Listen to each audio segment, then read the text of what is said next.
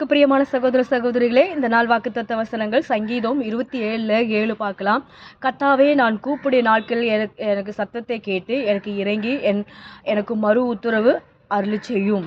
இந்த நாள் சொல்லப்பட்டிருக்குது தாவீதின் சங்கீதம். இங்கே சொல்லப்படுறது தாவீது ராஜா அவரோட வாழ்க்கையில் நடந்த ப்ராப்ளத்தை, கஷ்டத்தை, வியாகுலத்தை அவர் என்ன பண்ணாராம் எழுதியிருக்கா. 27 சங்கீதம் 27:7 நம்ம படிக்கிறோம். இங்கே சொல்லப்படுது, கர்த்தாவே, நான் கூப்பிட நாட்களில் என் சத்தத்தை நீ கேட்டு எனக்கு இறங்கி எனக்கு மறு உத்தரவு அருளிச் செய்யும் அப்படின்னு கேட்குறாரு. அவரோட உபத்திரத்தில் எல்லாம் நம்மளுக்கு எல்லாத்துக்கும் தெரியும். எப்படி தெரியும்னா, விசுவாசியாக இருக்கிற சகோதரிகளுக்கு தெரியும். விசுவாசி இல்லாத இந்த நாள் நீங்கள் கேட்குறீங்கன்னா, புதுசாக ஆண்டவரோட பிள்ளைகள் இல்லாமல் இருக்கு நீங்கள் கேட்குறீங்கன்னா, கர்த்தர் நாங்கள் சொல்லுகிற நற்செய்தி அப்படின்னு சொல்லி தாவீது அவரை பார்த்தா, தாவீது ஒரு சின்ன ஹைட்டில் சின்ன, படிப்பில் சின்னது, எல்லாத்துலேயுமே அவர் சின்னதாக இருந்தார்.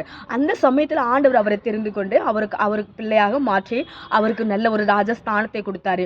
அது கொடுத்தது மட்டும் இல்லாத அந்த ராஜாங்கிற பட்டம் வந்த உடனே அவளுக்கு ரொம்ப பயங்கரமான ப்ராப்ளங்கள், கஷ்டங்கள், எங்கே பார்த்தாலும் அந்த நாட்டுக்காரங்க, இந்த நாட்டுக்காரங்க, அந்த தேசக்காரங்க எல்லாரும் என்ன பண்ணுவாங்களா, அவங்களுக்கு உபத்திரங்கள் வந்தது அந்த நாட்டுக்கு. அப்பொழுது தாவீது என்ன பண்ணாரு, அவர் என்ன பண்ணாரா, உண்மையா அவர் வாழ்ந்தாரு. அப்போ வாழ்கிற சமயத்தில் ஒரு தடவை என்ன பண்ணிட்டாரு, அவங்க வேற நாட்டுக்கார படைங்க என்ன பண்ணுவாங்களா, அவங்க வீட்டில் அந்த நாட்டில் தாவீதோட நாட்டில் இருக்கிற படைங்கள் எல்லாத்தையும் என்ன பண்ணுவாங்களா, ஜனங்கள் எல்லாத்தையும் அவங்க அப்போ என்ன பண்ணாங்க, அடிமைத்தன என்ன பண்ணாங்களா, அவங்களை கடத்திட்டு போயிடுறாங்க. அவங்கள என்ன பண்ணாங்களாம், எல்லாத்தையும் கொண்டுட்டு போயிடுறாங்க அவங்க அந்த நாட்டுக்காரங்க, வேற நாட்டுக்காரங்க அப்போ தாவீது என்ன பண்ணிடுறாரு, ஆண்டவரே அவர் வேறு நாட்டுக்கு வேட்டைக்கு போயிட்டு வரும்போது அவங்க வீட்டு பார்த்தா எல்லாமே என்ன பண்ண நாசமாக இருக்குது. எப்படின்னா, வீடு எல்லாம் கொளுத்தி வச்சுட்டு போயிடுவாங்க, வீடுங்கள்லாம் கொளுத்திட்டு போயிடுவாங்க.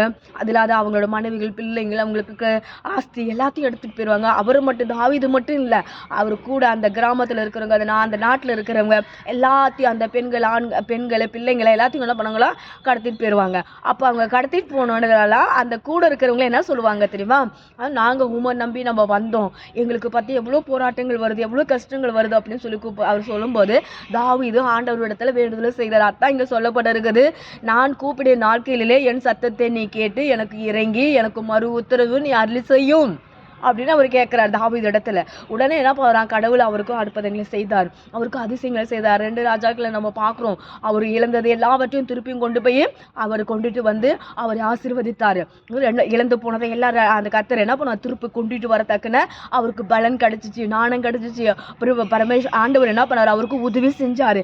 இந்த நாட்களில் நம்ம அதே போல் ஏதாவது இழந்திருப்போமானா, ஏதாவது நம்ம வாழ்க்கையிலேருந்து நம்ம போயிருந்ததானா, நம்மளோட படிப்பு போயிருந்தானா, நம்ம வேலை போயிருந்தானா, நம்ம குடும்பத்தில் சமாதானம் இருந்தாலாம், எந்த காரியத்தில் நம்ம வீக்கன்ஸாக நம்ம இந்த நாட்களில் இருக்கிறோமோ, கடவுள் சொல்கிறாரு, நான் என்ன பண்ணுவேன், நான் உம்மை கூப்பிடுகிறேன் ஆண்டவரே, நீர் எனக்கு கேட்டு எனக்கு இறங்கி எனக்கு மறு உத்தரவு நீங்கள் அருளிச்சீங்கன்னு சொல்லி நம்ம கேட்கும்போது அவர் நம்மளுக்கு அற்புதங்கள் செய்வாராம். தாவீதுக்கு இழந்து போனதை எல்லாத்தையும் திருப்பி கொண்டு வந்தார்.